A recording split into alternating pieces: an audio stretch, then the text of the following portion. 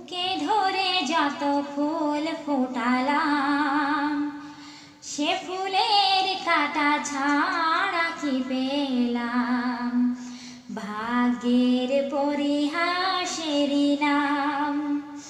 বুকে ধরে যত ফুল ফোটালাম, সে ফুলের কাটা ছাড়া কি পেলাম।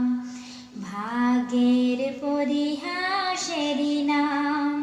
কেন নিয়তির কাছে বারে বারে হেরে যায় মানুষ এমন। আমার মতো এত সুখী নয়তো কারো জীবন। কি আদর স্নেহ